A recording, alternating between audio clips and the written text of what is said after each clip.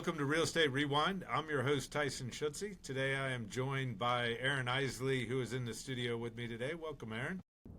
Hey Tyson, thanks for having me today. I'm excited to be here. Thank you, Aaron, for being here. And I'm also joined by Royce Munn, who founded a property management company in Atlanta, Georgia called Peachtree. Royce has now relocated himself and his business activity to Jacksonville, Florida. But today we're going to learn about what originally got Royce into real estate and property management, and ultimately why he decided that it made sense to sell his property management to Auben Realty. So thank you for joining us today, Royce. Thank you, Tyson. Glad to be here. So, Royce, when in the pre-episode conversation, you were talking a little bit about your origins in North Georgia. So you're originally born and raised in North Georgia, and I believe went to school at the University of Georgia. Can you tell us a little bit about your background and how you ultimately decided to get into real estate?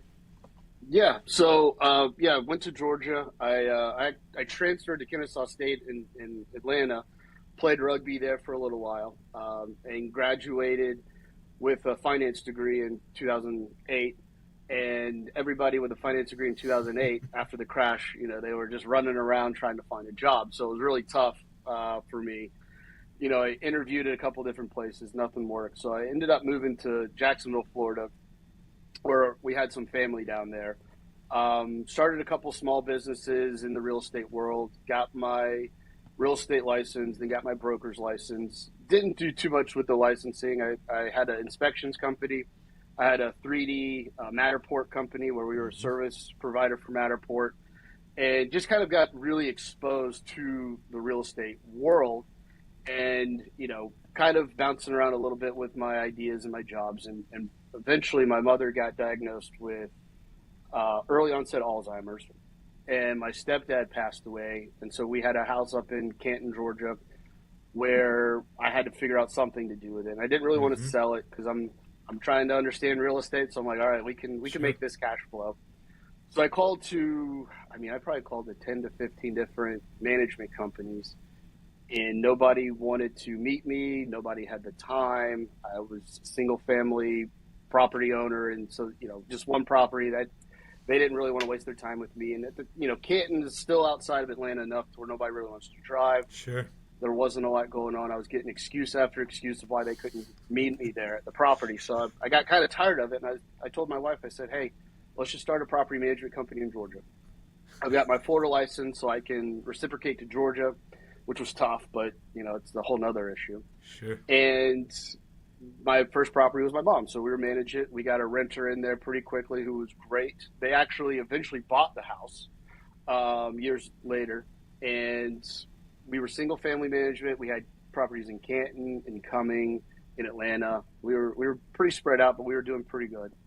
And we eventually got in with an investor out of New Jersey who had, I think, 1,000 properties in Atlanta, probably a couple thousand to 10,000 in New Jersey and Northeast.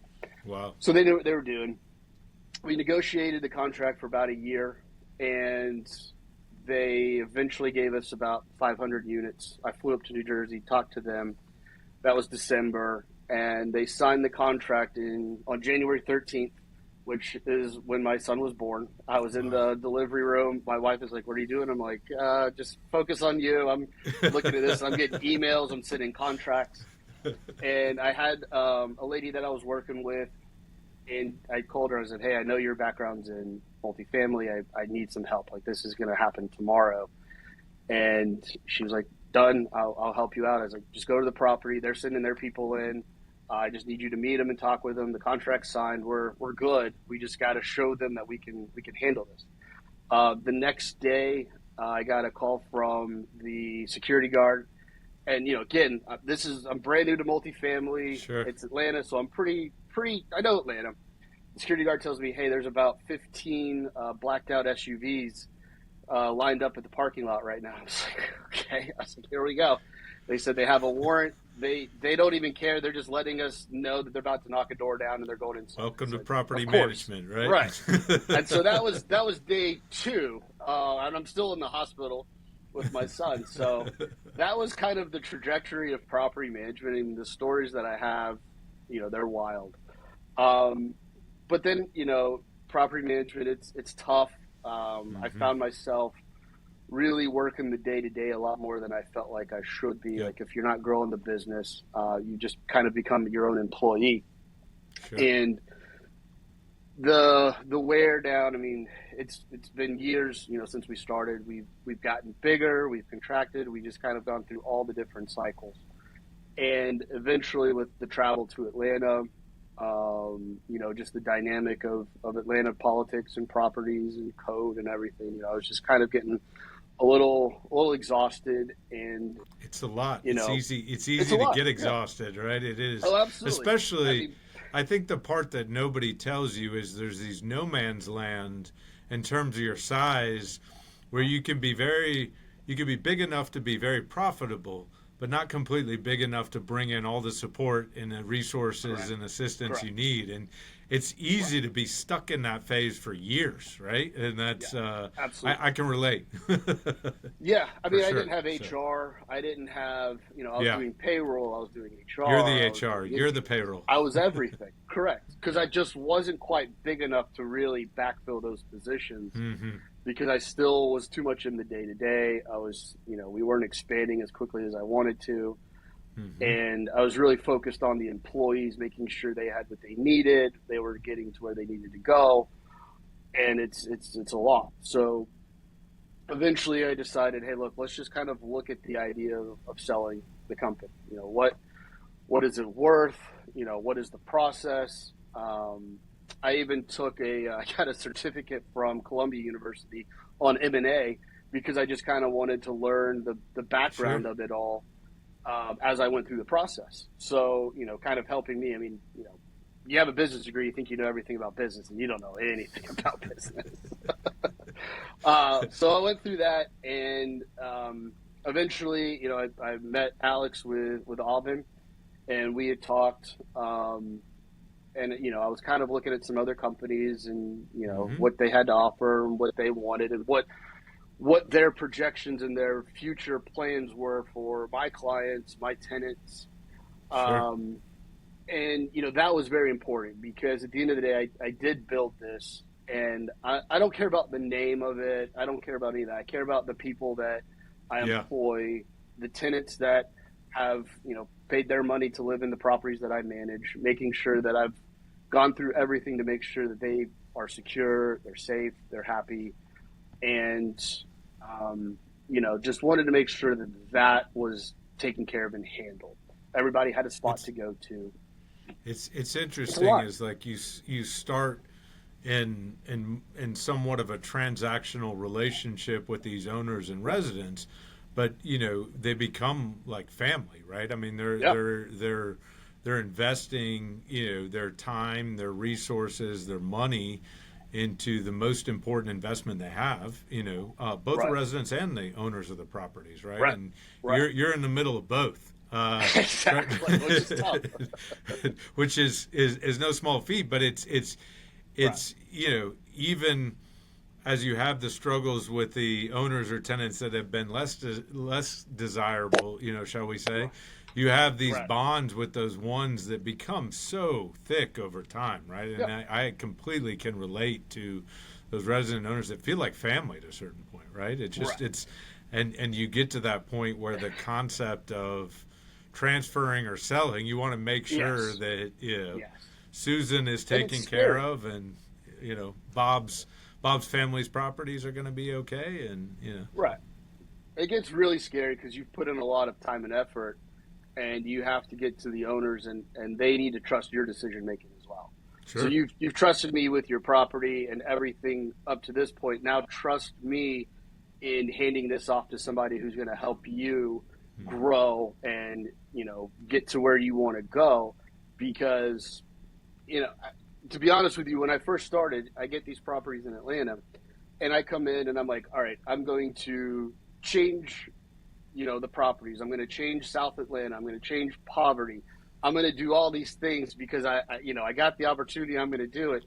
And you kind of get to the point where like, all right, you aren't really going to change the economics of the area. You're not going to change the politics of the area. let's change the daily lives of the tenants.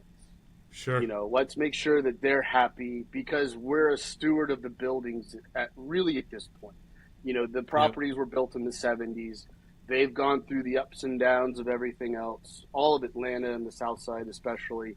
So you're not going to change the macroeconomics of the areas, but you can really change the lives and the people while you're there, while you're on property. So let's make the best of that, because at the end of the day, these properties are going to go to somebody else, whether it's management, whether it's ownership, because they're going to outlast all of us. And it's just making sure you're doing the best you can with that while you have it, and making sure the owners understand that, hey, we're not slumlords. We really want to take care of this. We really want to make it better for everybody. I know you guys do too. Let's find the budget. Let's find the money, and let's make this work.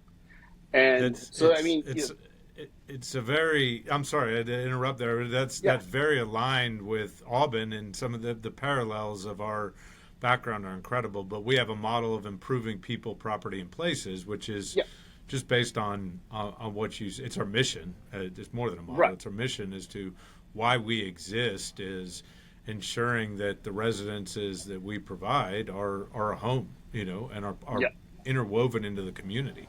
That sounds like that was in your business plan from day one. Yep.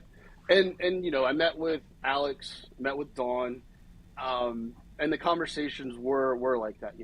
I felt like I could trust both of them to facilitate, the transaction, to introduce them to the owners. I wasn't worried that there'd be any sort of dynamic conflict. I felt like if the owners have trusted me this long, they would trust me in my decision to, hey, look, I'm going to hand this off to Auben. They can carry it further than I can by myself. Yes, they're a little bit of a bigger company and unit, but there's still the mom and pop feel, the personal touch of, hey, pick up the phone, we'll talk to you, we'll figure out this problem, or hey, shoot me an email, I'm going to get you an answer as quickly as I can, because they're used to that. For the longest time, like my owners, all the different ones that I have, they can just call me or they can text me. And, that's and good. They will on call paper, and they will text, right? Some owners in the past, like I had to kind of look, hey, I need you to just email me right now, because you're calling me and I can't answer it, but I'll get to you. So they condition us, and we can try to condition them, right? It's correct. I had those owners that the cell phone is over and over again. I was like, I'm always willing and available to talk, but the more time that I'm talking to you, the less time I'm able to execute on the objectives that you've assigned me to do for your property. So that's I think one of the things, Royce, and I want to hear the other parts of the story, but I think one of the things that's very interesting about your journey is, and I've been fortunate enough to talk to a number of people that have started around when you did, and I started around when you did. I started flipping homes in 2006, and then ended up with a handful of homes that I couldn't sell and was trying to lease out.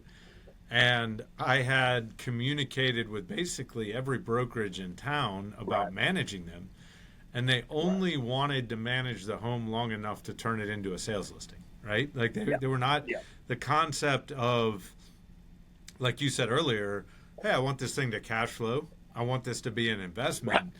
That was, it was like that was the, speaking Greek to these other brokerages that I talked to. They would only look at it as, well, we're just going to manage it long enough to sell it. I was like, well, I'm open to selling it, but I also believe it's an intentional investment property, and I want to hold on to it. So it's fascinating, though, how many people I've talked to around the country that started around that time with just a handful of properties, or their properties, or their relatives' properties. And I guess you have to be wired a certain way to say, hey, why don't I just go ahead and start this or try this? Right. And it's a different way. Sounds like that's how you're wired, So absolutely. I mean, I think the status quo is always the problem. Like, you have to be the one thinking outside the box of, different asset classes, different cash flow ideas, whatever it may be. You can't just kind of go with like, hey, this is an easy path, let's do it. When I was getting my broker's license in 2009, 2010, there was basically nobody in my class. And the guy was telling me that, hey, 2006 and 7, this class was full. There's 100 people in there getting their broker's license. And I was like, yeah, these, cycles kind of weed out a lot of different players in the game. And it's kind of like the people that are left after the fact really know what they're doing, really kind of looking outside different ideas. And so I felt like that was kind of a good timing, kind of on the other end of the crash as kind of the next wave came back up. But it just required people of thinking differently, because if you're all doing the same thing and nobody's really out there kind of blazing a trail, then it's eventually going to catch up and everybody's just going to go back down. It's a great time to gain market share, though. Like you communicated, is we had our most initial dynamic growth in 2010, 11, 12 when the market was awful for traditional home sales, right? But it was great for investors looking to build and expand their portfolio. So just kind of pick off similar background. And even right now, if you're buying cash, like there's definitely tons of deals out there right now. As long as you're not financing it, I mean, you're going to find a lot of different good deals out there.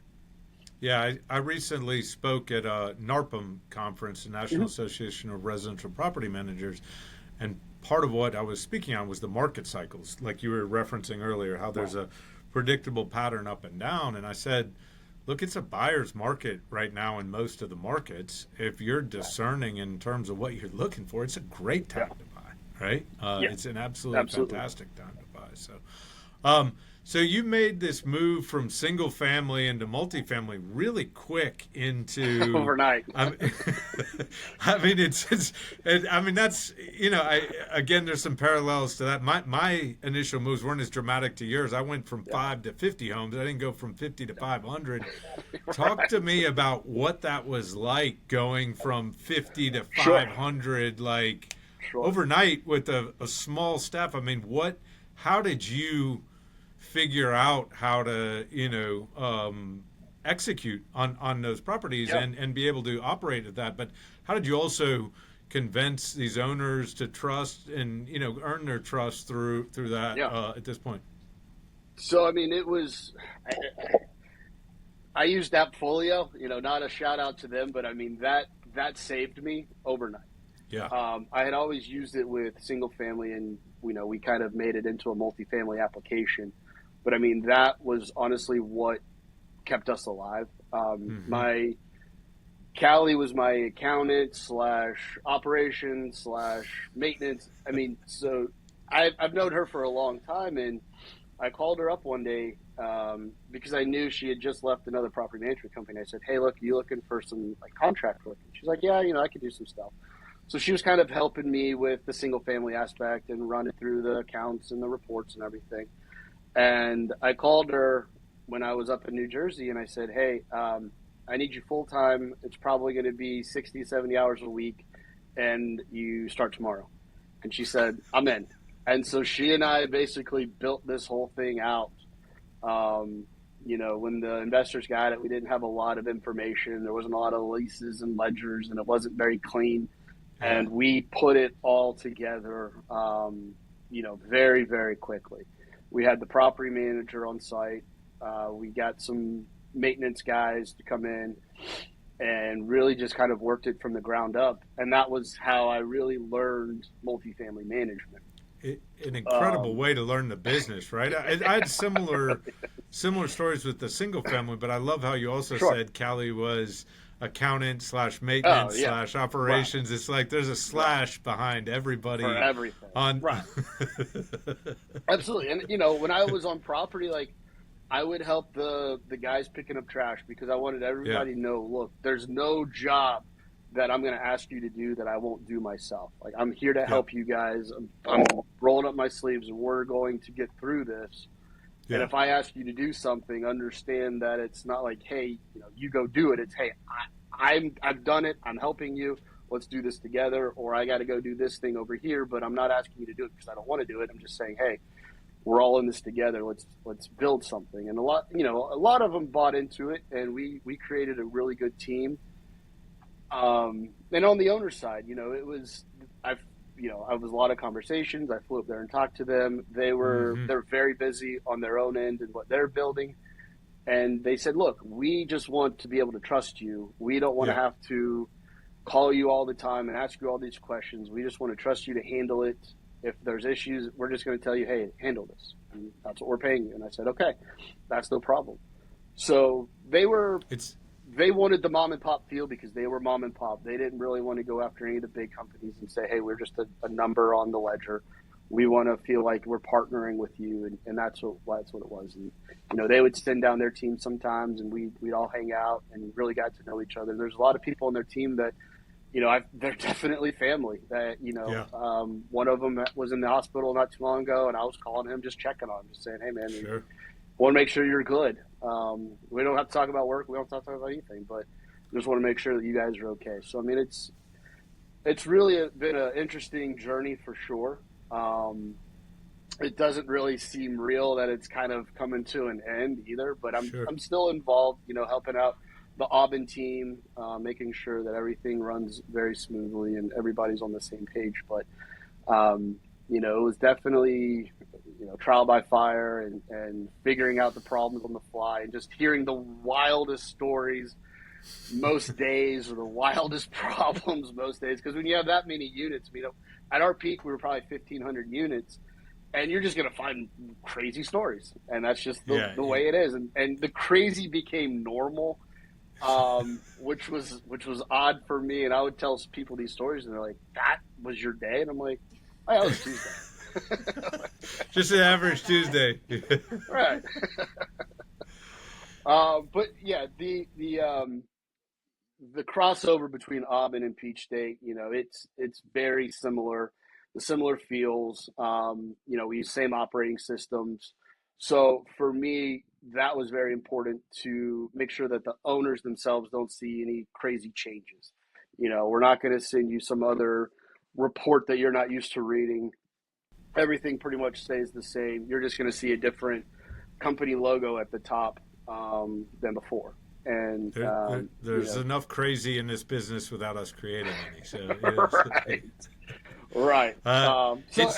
Again, it's been smooth, very smooth. I mean, there's always going to be bumps in the roads with transactions like this, but Auben and Don and Alex especially have really, really, really worked hard to make sure that this was a very smooth process. I mean, there were times where I had to call Don and like, hey man, like XYZ happened. And he's like, okay, that's fine. And I'm thinking to myself, oh no, like the deal's blown up, like everything's over. I don't know how I got to this point. And he's like, no, we'll figure it out. And I'm like, man, Don has that quality. He is the most calming force and voice when I am like freaking out, and I'm like, that was fun, but this is over. And Don's like, nah, man, don't worry about it. Everything is simple to Donald. Yeah, Donald is the president of Auben, and I've worked with him closely for many years. And everything is always, it's simple, Aaron. It's simple. Right. We can get this done. But he is a very calming and reassuring voice during any situation. So, and especially in this business, with as crazy as it is, like you need that person to help talk you off the ledge sometimes. No, absolutely. And he just has a way of just making you feel like, no, don't worry about it. We're going to find the solution. The solution exists. And I think that's definitely attributed to his time in property management. I mean, how many problems have you come across, or have I come across, where I'm like, there's no way out of this? And eventually, we look back on it and we're like, man, that was creative. We got out of it. We survived, and we moved on from it. And it's just having that continual mentality of not letting it just kind of grow too big to where you can't find a solution. I mean, you're going to solve every problem. It's you're absolutely right, Royce. And I think one of the interesting things for me is being able to be around these other, professionals like we have at Auben, or individuals like you. There's so many parallels to the different journeys, but there's also no substitute for just that time in the saddle, right? That experience of, the experience that you've had, the experience that we've had, the experience that Don has had, and being able to share that, with our owners, with our residents, it's funny to think about that sort of reality. At the same token, my other parts of my journey were nearly identical to yours as well. As when I started, I had a really large investor based out of Chattanooga whose trust in me far exceeded my experience and my knowledge. Sure. But at the end of the day, he just wanted to trust that somebody was going to act in his best interest. It sounds very similar Correct. to yours, right? Correct. He wanted to know that I was going to work tirelessly to sort of ensure that his investments were performed. It didn't matter to him that I was way above my skis on everything consistently. But it's that experience and that firsthand operation and focus of those assets. It's so informative of once you've seen some of those problems, you become very conditioned as to how to deal with them next time around, Right. and it does become in some way, oh, it's just another Tuesday. It's like, I can remember calling my investor, one of my early investors, and saying, yeah, another car went through your house again. It's the again part that it's like, and he's like, okay, Tyson, I know you fixed it last time, you'll fix it again. It's like, luckily nobody was injured. We've got the insurance agent out there, we'll have it handled. But it was the again part that it's like, when you get that call the first time, you're just kind of, paralyzed almost by the reality of it, but then you immediately realize, okay, we got to solve this, right? And it's amazing. I think when you have people like yourself or Don that have been around it, it does become another Tuesday, right? But it's also enjoyable to be able to solve those problems that are very real and significant for owners and residents in the communities that we operate in. So. Absolutely. I mean, the same situation you were saying. I mean, just having that investor kind of believe in you and see that you can solve the problems for them, and saying, here's my portfolio, or here's what I got, go deal with it, and we just trust you to make the best decisions. At the back of their minds, they probably understood that I probably didn't know everything I needed to know to handle the job, but they knew enough about me that they trusted me to make those decisions. And, I'm calling code for the first time. I'm like, am I going to jail, or do I just fix this and then we're okay? Because when the code enforcement walks in, they're going to tell you, hey, this is, we can send you to jail for these things. I'm like, this is a company. And they're like, nope, your name's on it. You're going to jail if you don't show up and fix all this. So I'm like, fear of God and jail, curve. Right? Yeah, that's just a learning curve. Now I'm like, all right, codes, we're good with code. Like, I'm not worried when they walk in. And it was just, different things like that was just kind of like, they knew that I'd figure it out. They trusted me that, hey, you'll get it fixed. I probably didn't believe in myself as much as they did on some of those things. And then after a few different items, I'm like, hey, I can do this. We can do this. It's just talking to people. It's just relationships. Start meeting with people, and you can get anything done at the end of the day. And I really feel like we accomplished a very big amount and really helped out a lot of people at the end of the day. And eventually I just got to the point where I'm like, it's time for somebody else to do it. Fresh set of eyes, let them understand the same problems that they've probably dealt with in their own portfolios or their own management profiles, and they can continue to solve these problems. And, I've always told Don this entire experience, hey, look, 5 years down the road, if you have something, just call me. Like, I'm not beyond anything. I want to help you guys out. I want to help out the owners. I want to help out everybody involved. So I'm always going to be here to assist and help where I can. But, with the experience level of everybody at the Auben team, they're not going to need me much longer. It's just kind of introducing everybody to the players, and then they're going to be like, hey, we got this. We can handle this. This is nothing new. It feels good to be not needed in some of these cases when you've when you've been in the opposite end of the spectrum. It's weird. It's weird. I mean, I look at my phone 5-10 times a minute, and I'm like, am I missing something? Where are my emails? Like, why is it not blowing up right now? And it's kind of like this kind of calming experience with my family where I'm like, all right, like I can kind of detach myself from the phone and enjoy the moments that I haven't done in the past. So, Royce, it sounds like you have a very entrepreneurial spirit. what's next for you with all of your newfound time and energy and low stress levels? Well, there's no rest for me. I mean, I'm always busy. I have taken a little bit of time with the family, and I'll probably continue out the summer, with them until school starts and everything. But I don't necessarily know. I'm looking at different options. Part of me doesn't necessarily want to start another company. It's tough, and I've seen it. There's definitely a attractiveness is kind of being a cog in the system sometimes. Yeah. I kind of Yeah. think that it might be right for me and my family to just kind of find private equity or a small company where I can really insert what I've learned in my own growth, but not have to worry about insurance, not have to worry about payroll, and just kind of taking Yeah, it back a little bit. it's a heavy weight, and I think also it's like you don't. I mean, if your story, my story, many other entrepreneurs out there, is you don't even realize what you're getting into until you're already like knee deep in the middle of it, and it's Right. heavy. Like I mean, Right. there was I can't remember. It was one of the really large, technology companies, and the founder was talking about, he had grown it into this multi-billion-dollar company, and I Hmm. asked him like, would you do it over again? He's like, I'm not sure. I know. Like, I've, I've, it's I've like honestly asked myself. Right.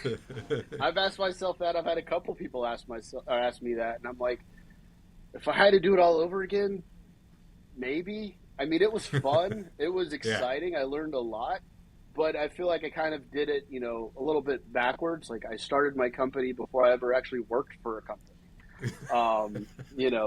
My first business was out of college, and I was just kind of contracting with management companies. So I mean, you know, having a boss and them like, hey, you need to be at work and you need to answer my phone and my email, like, it doesn't sound great, but I'm kind of like, hey, look, that sounds Yeah. okay to me because I've been on the other side of it, and I've also worked 24 hours in a day. I mean, I've had sleepless nights just getting stuff done because that's what it Oh is. yeah. That's what it takes to be an entrepreneur. And I enjoy it, and I just want to find maybe a couple business partners. Maybe that's what I really need. I just don't want to have I, to shoulder the whole thing by myself anymore. it's interesting, Royce, and that you say that, because I think that was some of the decisions that I had to make at sort of Auben. Right. Was like I went Right. through some of these same questions. Was like I either have to stay where we are and have this sort of high level of dependence of the organization on me and my time, and many hats of Right. HR, marketing, or there's no other option than growing to a certain point that you can bring in the other team members and talent. And I think one of the Right. interesting things that we discussed part of this call is this is my first time speaking with you, right? And, Right. Right. and which I think is incredible testament to the team that we have of. Absolutely. And I would just also add that wasn't always the case. I mean, there were Sure. a lot Sure. smaller transactions at many points in Auben that, if I wasn't knee deep in every step, and I think that's part of the part of the challenge of the entrepreneurship is, Yes. you get to these phases where you have to make really difficult decisions, right? Yes. And I know you didn't make this decision lightly, and we don't take the decision and the trust that are bestowing on us lately, but you have to make the decision of, is this in my best interest to sort of continue this in this format, Right. right? And Right. I think we've at all been asked us some of the same questions and realized we have to get to a certain size in order Yeah. to deliver on the value proposition that we want to do without burning our people out. Not just Right. me, but many of the Right. other team members that we have. We got to have a deep bench to be able to do this. And I think that's one of the hardest parts about property management, because the growth can be incredible, lumpy in a Yeah. positive way. But then you can get to that point where it's like, man, we need to close these doors and just Yeah, you know, absolutely. keep going here. So it's interesting, right? It's interesting to think about. It's Yeah, interesting to hear. I really appreciate you being as candid as you've been about your journey, yeah, right? Because absolutely. I think it's one that a lot of investors go through, even with smaller unit counts from 100 to 300, 500 to Right. 1,000. Like, there are these journeys that can be really difficult on entrepreneurs and managers that got in and maybe are really good at one function or really enjoy one function. Maybe they're good at a Sure. couple functions, but I know maybe this relates to you. It definitely resonated for me. There were functions that I was okay at, but I absolutely hated doing, but there was nobody else to do Sure. it. Correct. So, Absolutely. I mean, that's the issue with scaling. I mean, I pretty much shoestring the entire business. I had a couple people talk about, investing, working with me, and I was like, no, I think I want to continue to do it on my own. I don't want to bring in a lot of noise. And, at the time, I thought I was making necessarily the right decision, but eventually, you do kind of cap out if you're not bringing in the right team, if you don't have the right players on board. And I'd kind of gone through some regionals that were supposed to kind of grow the business, and they just weren't able to really, gain any traction on building. So it would kind of fall to me again to, grow the business myself. But, it's really tough. And people like to, kind of glamorize the entrepreneurial journey. And it is not pretty. Like, I don't wish it on, my worst enemy some days, because it's just tough and you have to make all these decisions. And most people, they hear about the good stuff. I mean, how many companies have gone bankrupt, and they've lost a lot of things because they tried this journey, and it just turned sideways. Half the time it's probably out of their control. Market forces will force businesses out. So I mean, I'm very thankful to Auben for this whole entire road, with the connections that we've made, and going through this entire process, because it's a thing where, can I continue to grow it, or continue to fight, or continue to do it? Maybe. But if your heart's not 1,000% in it, I've got a small family here in Jacksonville. I've got other things, and this opportunity came through, and I'm like, this makes total sense to go with Auben, Don and the team. You know, Tyson in the background. I hadn't met him yet, but I knew he was always there, making sure that things were going to run smoothly. Um, but this whole process, the ups and downs and all arounds, like, I couldn't speak more highly of Auben. Um, you know, on any level. I mean, it's just been great, through and through. I mean, it's been tough. It's been hard, and things are tough and hard, or everybody would do it. So I mean, I think that's okay. But getting kind of through the end of it, and everybody committed to the same objective, everybody pushing forward. Calls with Alex late at night, like, hey man, I just need to talk this through, or where are you guys at? Do you have all my paperwork? Do you have everything you need?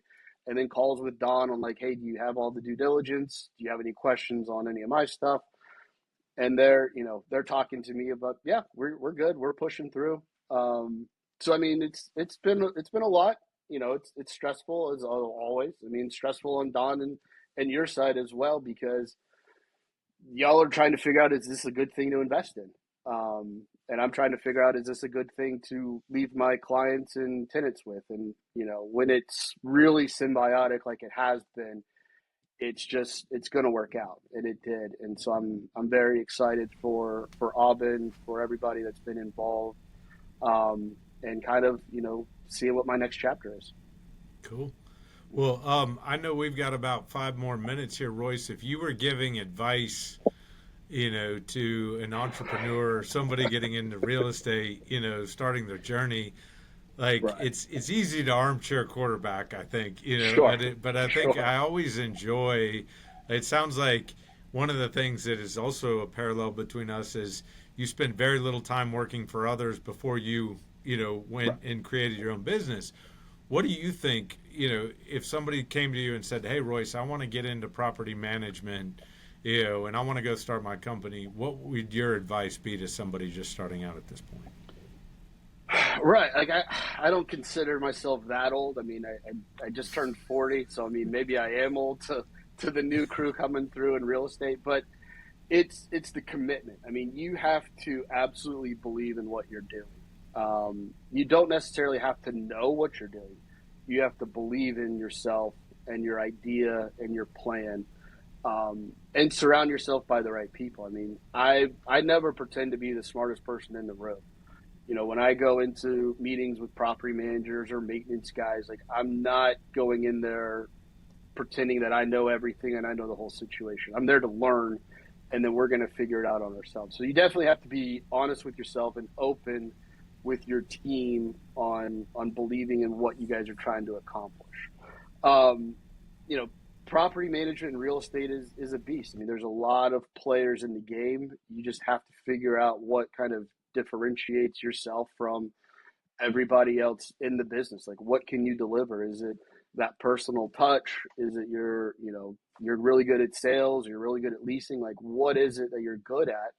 And I just kind of found that I was really good at, handling people and managing problems. I mean, I just became a problem solver, and I got very good at problem solving. And that's what I tell everybody is that's what I bring to the table with whatever my next move is I can pretty much solve just about anything, because that's the business. That's what property managers do. That's what real estate is. You just have to find the solution, whether it's good, bad, or ugly. You just have to get to something, because indecision is a decision. If you're not doing anything, you have made a decision not to do anything. So you have to decide on what you're going to do. And if it doesn't work, then it doesn't work. But it's believing in yourself. You don't have to have all the experience in the world to be successful. You just have to be committed to it and understand that, you have to kind of weigh the family business dynamic, and Absolutely. figure out what's best for you. And that can be a struggle at times. I went through it. I've got 3 kids, and it's tough, because your business becomes a child. You are dealing with it 24/7. You're nurturing it. You're disciplining it. You're doing a lot to your business to make sure that it succeeds. And then you kind of have to shave off some time for everything else in your life. So, and I think that you spoke to that perfectly, Royce. And I think that commitment, the challenge is, I think it's hard to realize how big that commitment is until you're knee deep in it. Yeah, absolutely. It's not like there's some, here's what you're getting into. It's like you step and then you step and it's like, oh my God, there's no off, in this. I think the other thing that you said that I love is one of my original mentors in Augusta, a guy named Don, different Don than the one that works for me. But he used to wear a button. I don't know if he still does, but it says, "I love problems." And, the reason was he believed that everything in real estate was just a problem. And he was a house flipper primarily. But, he always said that he would get so many people coming and asking about that button, and it gave him the opportunity to explain what he does. But it's what it is. I mean, it is problem solving, and it is problem solving. What the other part that I think they don't tell you, it is problem solving with boatloads of emotion surrounding it. I mean, from the resident and the owners. Right. This is not problem solving in a vacuum. No. This is, it's 3D problem solving. This is 3D problem solving. This is, hostage crisis level solving at points. Like it is high on the spectrum, and it's, it can be very rewarding though too. Sure. And I think that I just want to thank you for your time, on today, but then the time that you spent getting to know Auben, right? And making sure that it was a good fit. We'd love to, stay in touch and love to figure out if there's anything that, we can do to help on the next chapter, Sure. Yeah, it's the last thing was, I think, you originally connected with Auben maybe a while ago, but then you reconnected in Jacksonville, which I think is very interesting. It was it was a very random sort of reoccurrence. So just talk about how you sort of reconnected with Auben in Jacksonville. Yeah, so I was at a golf course here in town at the beach, and my buddy and I were at the turn, and we just walked in, and they had a table with a bunch of business cards that I always just kind of peruse through at any business because I'm just seeing what's out there. And I just happened to see an Auben business card. I was like, I didn't know they were in Jacksonville, and it just kind of like started in my head, and like everything else, it was just kind of a virus up there that I didn't really let go. And I was like, wait, maybe they're interested. Maybe they want to talk, or let's just see what they're kind of doing now. And I just, shot an email out to Alex and Don, and they're like, absolutely, let's talk. Let's call tomorrow. Let's go. Let's move this thing. And I'm like, okay. Because, the coming to the conclusion of making the sale is very tough. Sure. You talk yourself out of it. You talk yourself into it. You're like, what if the owners don't like, X, Y, Z? What if the buyers don't like the owners? What can go wrong? And it's easier to kind of keep the status quo than to really kind of push it and see what happens. And eventually you get to the point where like, let's just push it and see how this goes. And Auben has made it, they've been a blessing for sure to me and my family, and to, the families of my employees and the tenants. So, I 5-star review for sure. And if you don't get many of those as a had, property manager, no, like I've got 0. I get less than those, those are hard to come by in property management. Right. The people are not going online to sing your praises generally. No, you get, and that's the beauty of reviews. It's always those 1% where things just went awry that they're going to go out there and say, because they don't want to talk about the conclusion where you fixed it. One thing we like to conclude on, and Aaron, I know Aaron will want your feedback on this, is we're always curious as what you would do in the places that you've called home. And I guess for Atlanta or Jacksonville, if you had 48 hours coming to town, okay, what would you do? And secondly, for Aaron and for me, where would you eat? What are the not to miss places in Atlanta or Jacksonville that we should go to? So I live at the beach here in Jacksonville, and the staple here is Taco Lu. It's just I'm a big golfer, and we do TPC every year at Sawgrass. So if there's ever a time to come to Jacksonville, it's during TPC. It's when my wife and I call it our Super Bowl. Before we had kids, everybody would come to our house. We would go, 3 or 4 days. I know Rory talks about Taco Lu when he's in town. So Taco Lu, huh? I got to check that out. Taco Lu is the spot. Okay. The other one up the street is called Valley Smoke. It's barbecue. It's in Ponte Vedra, and it's fantastic. That's where we would go after TPC. We'd have a night at dinner at Valley Smoke, and then the next day we go to Taco Lu. So those are it's a good double header. Yeah, absolutely. Jacksonville, it's very segmented. Like, I was on a plane yesterday. I was talking to a guy, we never go downtown. Like, downtown Jacksonville is really trying to be something, and there's a lot of money being put in it. But you just have to find ideas to get people down there. And it's tough. But, Jack's Beach, we love it out here. There's a lot of good restaurants coming, and there's always stuff to do. There's a little municipal golf course up the street that we love. And going out to the beach is great. The festivals, and ultimately, cool. It's if you're coming to Jacksonville, make sure it's in March for TPC. That's the deal. I haven't made it there, but I went to the women's pro-am, which was the women's event the week before, I guess, Sawgrass on the court, which was really cool. And that whole Jack's Beach area is just incredible. Like, it's a beautiful area. So. What about Atlanta? I'm headed there in a couple weeks with my family. Where do I need to eat in Atlanta? Anything? Lots of choices there, I know. There's too many. Atlanta's just too many to pick. Days. Right. Yeah. My thing is, if I'm in Atlanta, I'm just going north now. So up in I grew up in Canton, so I'm partial to a lot of the Canton restaurants. Like downtown Canton is a great spot. We have a little place in Jasper, Georgia, and downtown Jasper it's called the Mule House. When we're up there, we eat there. It's great. I'll have to ask our agent about that, who's got a place up there. The Mule House, huh? Yeah, Mule House. They have the mule okay. cocktails and stuff. Yeah. So it's good. Cool. Atlanta, you can't go wrong in Atlanta. There's always new restaurants coming and going. So it's a good spot. Atlanta's growing exponentially. it's a hotbed. I ridiculous mean, how that's why fast my it's business grown. took us there. Yeah. Yeah, Well, Royce, thank you very much for your time. I mean, it's been incredible to, absolutely. spend this time with you and hear about your journey. Right. It's I'm always amazed at the parallels of these different journeys of, Yeah. time and place, right? So, Right. Right. yeah, It's not all glamour. It's fun being an entrepreneur some days, but not every day.